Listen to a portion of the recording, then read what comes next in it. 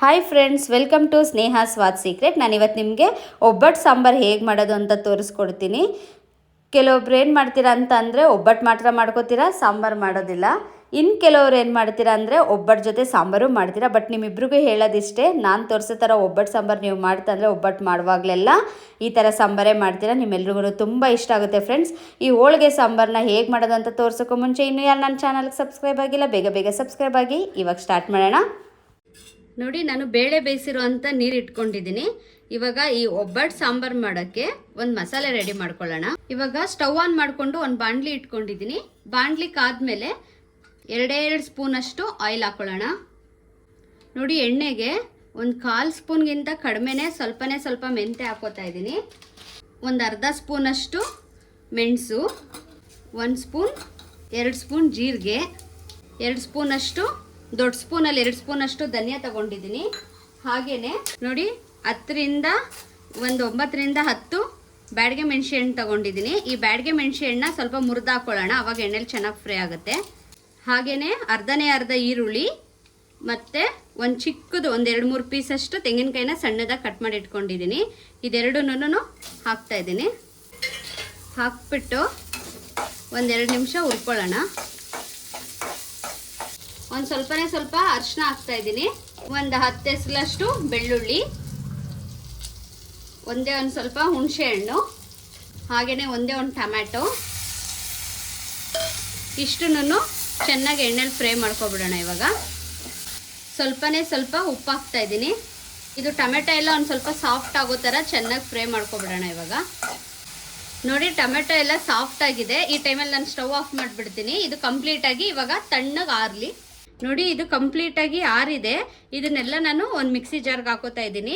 ಹಾಕ್ಕೊಂಡು ಫಸ್ಟು ತರ್ತರಿಯಾಗಿ ರುಬ್ಕೊಂಡು ಬರ್ತೀನಿ. ಇವಾಗ ನೋಡಿ, ಇದು ತರ್ತರಿಯಾಗಿ ರುಬ್ಕೊಂಡು ಬಂದಿದ್ದೀನಿ, ಫುಲ್ ನೈಸ್ ಮಾಡಿಲ್ಲ. ಇವಾಗ ಇದಕ್ಕೇನೆ ನಾನು ಒಬ್ಬಟ್ಟು ಹೂರ್ಣ ಮಾಡಿಟ್ಕೊಂಡಿದ್ದೆ ಅಲ್ವಾ, ಒಂದೇ ಒಂದು ಒಬ್ಬಟ್ಟಾಗುವಷ್ಟು ಒಂದು ಸಣ್ಣ ಹುಂಡೆನ ನಾನು ಇದಕ್ಕೆ ಹಾಕೋತಾ ಇದ್ದೀನಿ. ಇದಕ್ಕೆ ಹಾಕ್ಕೊಂಡು ಇದನ್ನು ಕ್ಲೀನಾಗಿ ನೈಸ್ಗೆ ರುಬ್ಕೊಂಡು ಬರೋಣ. ಇವಾಗ ನೋಡಿ, ಕ್ಲೀನಾಗಿ ರುಬ್ಕೊಂಡು ಬಂದಿದ್ದೀನಿ ನಾನು. ಇದನ್ನೇನು ಮಾಡೋಣ ಅಂತ ಅಂದರೆ, ಇಲ್ಲಿ ಒಬ್ಬಟ್ಟು ಬೇಯಿಸಿ ಇಟ್ಕೊಂಡಿದ್ದದ್ದು ನೀರು ಇದೆಯಲ್ಲ, ಮೀನ್ಸ್ ಕಡಲೆಬೇಳೆ ಬೇಯಿಸಿ ಇಟ್ಕೊಂಡಿರೋ ನೀರು, ಈ ಬೇಳೆ ಬೇಯಿಸಿರೋ ನೀರಿಗೆ ನಾನಿವಾಗ ಇದನ್ನೆಲ್ಲ ಹಾಕ್ಕೋತೀನಿ. ನೋಡಿ, ಈ ಜಾರ್ಗೆನೆ ಇನ್ನೊಂದು ಸ್ವಲ್ಪ ನಾನು ನೀರು ಹಾಕ್ಕೊಂಡು ಈ ಜಾರಲ್ಲಿರುವಂಥ ಮಸಾಲೆ ಎಲ್ಲ ಹಾಕ್ಕೊಂಡಿದ್ದೀನಿ. ಇವಾಗ ಒಂದು ಸ್ಟವ್ ಮೇಲೆ ಮತ್ತೆ ಬಾಣಲಿ ಇಟ್ಕೊಂಡಿದ್ದೀನಿ ನಾನು. ಬಾಣಲಿ ಕಾದ್ಮೇಲೆ 1-2 ರಿಂದ 3 ಸ್ಪೂನಷ್ಟು ಎಣ್ಣೆ ಹಾಕ್ಕೊಂಡು, ಎಣ್ಣೆ ಕಾದ್ಮೇಲೆ ನೋಡಿ ಒಂದು ಸ್ವಲ್ಪ ಸಾಸಿವೆ ಹಾಕೋತಾ ಇದ್ದೀನಿ. ಸಾಸಿವೆ ಚಟಪಟ ಅಂತ ಅಂದಮೇಲೆ ಬೆಳ್ಳುಳ್ಳಿ, ಮೆಣಸೆ ಹಣ್ಣು, ಕರಿಬೇವು,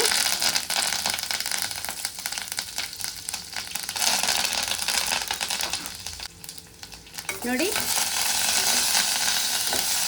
ಚೆನ್ನಾಗಿ ಒಂದ್ಸಲ ಮಿಕ್ಸ್ ಮಾಡ್ಕೊಳ್ಳೋಣ.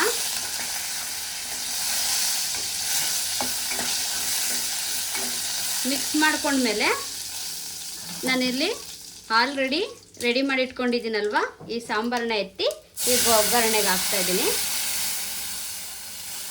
ನೋಡಿ, ನಾವು ಬೇಳೆ ರಸ ಎಲ್ಲ ಹಾಕ್ಕೊಂಡ್ವಿ ಅಲ್ವಾ, ಮಸಾಲೆ ಬೇಳೆ ರಸ ಎಲ್ಲ ಒಗ್ಗರಣೆಗೆ ಹಾಕಿದ್ಮೇಲೆ ಒಂದ್ಸಲ ಕ್ಲೀನಾಗಿ ಮಿಕ್ಸ್ ಮಾಡಿಬಿಟ್ಟು ರುಚಿ ನೋಡ್ಕೊಳ್ಳಿ. ರುಚಿ ಕಡಿಮೆ ಇತ್ತು ಅಂದರೆ ಈ ಟೈಮಲ್ಲಿ ಒಂದು ಸ್ವಲ್ಪ ರುಚಿಗೆ ತಕ್ಕಷ್ಟು ಉಪ್ಪು ಹಾಕ್ಬಿಟ್ಟು ಇದನ್ನು ಒಂದು ಕುದಿ ಬರೋವರೆಗೂ ಕೈ ಬಿಡದೇನೆ ಮಿಕ್ಸ್ ಮಾಡ್ತಾ ಇರಬೇಕು.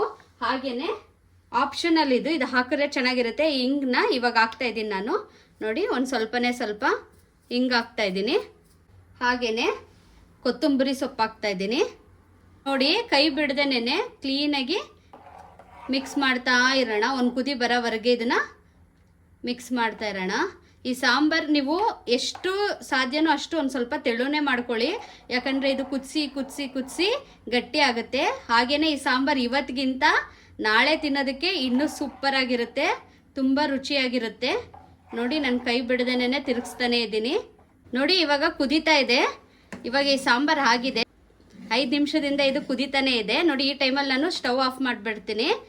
ಇವತ್ತು ನಾನು ಮಾಡಿರುವಂಥ ಈ ಒಬ್ಬಟ್ಟು ಸಾಂಬಾರು ನಿಮ್ಮೆಲ್ರಿಗೂ ಇಷ್ಟ ಆಗಿದ್ದರೆ ನೀವು ನಿಮ್ಮ ಮನೇಲಿ ಈ ಯುಗಾದಿಗೆ ಈ ಒಬ್ಬಟ್ಟು ಸಾಂಬಾರನ್ನ ಟ್ರೈ ಮಾಡಿ ಫ್ರೆಂಡ್ಸ್. ಹೇಗಿತ್ತು ಅಂತ ಕಮೆಂಟ್ ಮಾಡಿ. ಹಾಗೆಯೇ ಇನ್ನು ಯಾರು ನನ್ನ ಚಾನಲ್ಗೆ ಸಬ್ಸ್ಕ್ರೈಬ್ ಆಗಿಲ್ಲ, ಬೇಗ ಸಬ್ಸ್ಕ್ರೈಬ್ ಆಗಿ. ಆಲ್ರೆಡಿ ಸಬ್ಸ್ಕ್ರೈಬ್ ಆಗಿರೋರು ಬೆಲ್ಲೈಕನ್ ಕ್ಲಿಕ್ ಮಾಡೋದನ್ನು ಮರಿಬೇಡಿ ಫ್ರೆಂಡ್ಸ್. ಬಾಯ್.